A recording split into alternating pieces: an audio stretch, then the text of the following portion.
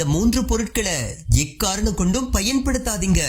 உயிருக்கே ஆபத்து என மருத்துவர்கள் கடும் எச்சரிக்கை. உங்களோட கிச்சன்ல இருக்கிற சில பொருட்கள்னால உடம்பு ஆரோக்கியத்துக்கு மட்டும் இல்லாம உயிருக்கே ஆபத்துங்கிறது உங்களுக்கு தெரியுமா? ஷாக்கா இருக்கா? எஸ், நாம டெய்லி கிச்சன்ல யூஸ் பண்ற ஒரு சில பொருட்கள் நம்ம உணவுல நச்சுத்தன்மையை உருவாக்கி உயிருக்கே உல வைக்குதுன்னு சொன்னா ரொம்ப அதிர்ச்சியா இருக்குல்ல.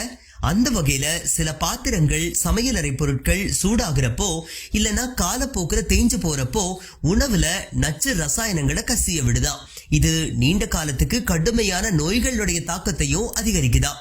PA அதுக்கப்புறம் PFAS இது மாதிரி ரசாயனங்களை உணவுல கலந்துருதான்.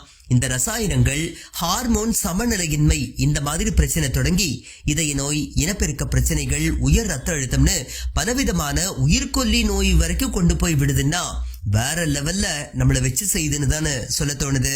ரைட், இன்னும் விஷயம் இருக்கு. அந்த வகையில பிளாஸ்டிக் கரண்டிகள், பிற சமையல் பாத்திரங்கள் அதிக வெப்பநிலைக்கு ஆளாகிறப்போ தேஞ்சு போயிடுமா. அது மட்டும் இல்லாம BPA இது மாதிரியான ரசாயனங்கள் உணவுல கலந்துருமா.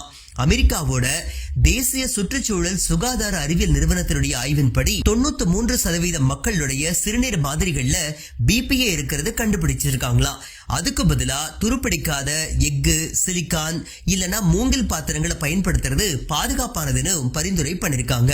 பிளாஸ்டிக் கட்டிங் போர்டு காலப்போக்குல தேயக்கூடியது.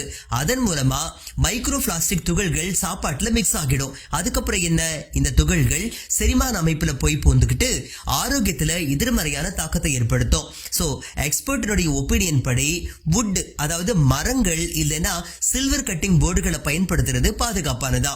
ஏன்னா சரியா நம்ம பராமரிச்சோம்னா அந்த போர்ட்ஸை ரொம்ப நாளைக்கு நம்ம பயன்படுத்தலாங்கிறது மட்டும் இல்ல, நம்ம உணவுலையோ எந்த நச்சும் கலக்காது அப்படிங்கறதா உண்மையான விஷயம். அப்புறம் இன்னொரு முக்கியமான விஷயம், நான்ஸ்டிக் பாத்திரங்கள் இதுல PFAS அப்படிங்கிற ரசாயனங்கள் இருக்கும். சமையல் பாத்திரங்கள்ல கீறல்கள் வந்துருச்சுன்னா இந்த ரசாயனங்கள் சமைக்கிறப்ப என்ன ஆகும், அப்படியே உருகி அந்த நம்ம சமைக்கிற சாப்பாடுல கசிஞ்சிரும். PFAS அப்படிங்கிறது உடம்புல அதிக அளவுல சேர்ந்துகிட்டே வந்துச்சுன்னா BP, கொலஸ்ட்ரால், இன்ஃபர்டிலிட்டி இது மாதிரி பலவிதமான பெரிய பெரிய பிரச்சனைகளுக்கு வழிவகுக்கும். சில சந்தர்ப்பங்கள்ல கேன்சர் மாதிரியான பெரிய வியாதிகள் கூட வந்து உயிரிழக்க கூட வாய்ப்புகள் இருக்குதான். அதனால பீங்கான், அயன், காஸ்ட் அயன் இந்த மாதிரியான பாத்திரங்களை சமையலுக்கு பயன்படுத்துறது ரொம்ப ரொம்ப ரொம்ப நல்லது.